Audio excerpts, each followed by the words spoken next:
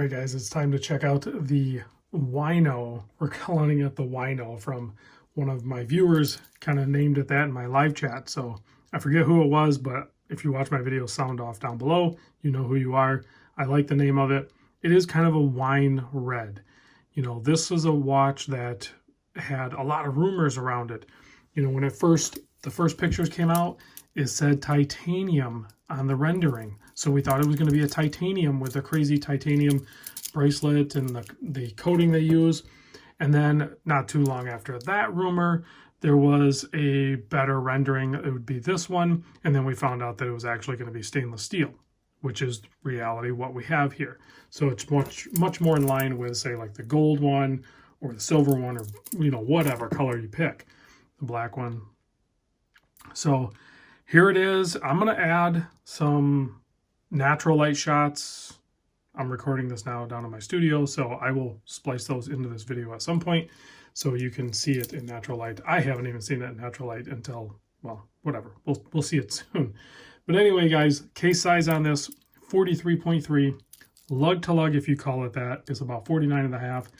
13.15 millimeter thick. And I'm not going to give you the bracelet size up here, but it does taper down to like an 18 mil. I did size this. I took, oh, G-Man down. I took 4 links out to fit my 7¼ inch wrist. It's not my watch. It's Jerry's watch, but he's going to have the same thing. So I just sized it for him. Through the links and the spring bars, they use little spring bars to hold these together. There's a video on how to size these. It's not that bad. So 4 links out, fits my 7¼ size like this. It weighs in at 159 grams. For reference, the Orange Monster size for my 7¼ weighs 175 grams. So a little bit lighter than a Seiko Orange Monster, if that's a point of reference for you.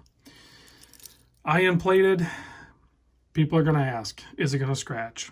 Yes, you betcha. It is going to scratch. So just like the gold one's going to scratch, just like the black one would, all of the ion plated ones are going to scratch. The titanium ones have a different coating on them, and they seem to be much more resilient to the scratches. And even these will get scratched. I know a couple of people that have already scratched their titanium G-Shock squares. I haven't, but I really don't have hardly any marks even on my ion plated one.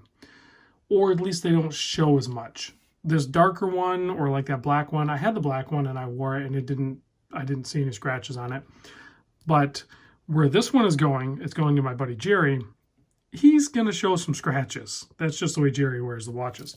He also does all these 3D printing. So I'll put a link to his Etsy store. He does these 3D printings and glow-in-the-dark ones and a bunch of different cool stuff. So check those out. Now the watch was sent in, you know, Jerry bought it, but it was sent by John over at the Watch Gauge. So I'm going to put a link to the Watch Gauge. And that's one of my preferred authorized dealers for G-Shock. And he seems to be able to grab on to a lot of these titanium ones and the steel ones. So if you are a square fan like myself and many others, you know, check out the Watch Gauge for sure. Just for another point of reference, here it is next to a resin model. This is a 5610, basically the same size, you know, totally different weight. And I have this one on a, you know, resin combi bracelet and everything, but it's just kind of a premium version of that. And I know a lot of people are going to probably go with the aftermarket stuff. I don't know. I've handled a couple of the aftermarket stuff. They're just not as nice. The factory G-Shock, Casio G-Shock stuff is where it's at. This is using a module 3459. It is going to be Bluetooth, radio signal, multiband 6. It's actually labeled on there. The Bluetooth is labeled on there. So you're going to use your app on your mobile device, and then you're going to be able to set this up. Or you can say, you know what, I don't want to do that. Even though that's going to give you the most accurate timekeeping, you don't have to do that. You can just as easy just go in and set it up just like anything else. Like right now, that's not the correct time. Heck, that's not even the correct date. So go ahead and hold this down, and you can see it's on Tokyo time. We're going to go ahead and put it over on NYC. That would be my time zone. That's Eastern time zone. So, and it will, it's probably already been updated as far as the timekeeping. We'll check it against some of my other ones. But as soon as I get there, that was it right there. We can back up one. Basically, boom, now the date's right and the time is, it's a little off. So it just hasn't received signal. So if you were to connect this with Bluetooth, it would be dead on like this one or my titanium one. And you can see the seconds are about 5 seconds off. So, but as soon as it gets radio signal, it'll straighten itself right out. You don't have to connect it to Bluetooth. It'll still do the radio signal. You can still manually set things and it's totally fine. The Bluetooth thing is cool though, and it has more options. So something to consider. So if we do a close-up on this, you can see it is also a fingerprint magnet. I've barely touched this. I've been trying to not mark it all up. The other thing that it does, this particular ion coating, for some reason, it picks up the oil off your fingers and it changes the tone of the red. That part I actually kind of dig. The fingerprint part is less obvious on the more brushed or satin type finish, but it's super obvious on the polished finish around the case. You can see there's a virgin piece right there without my fingerprints on it, and it is just stunning.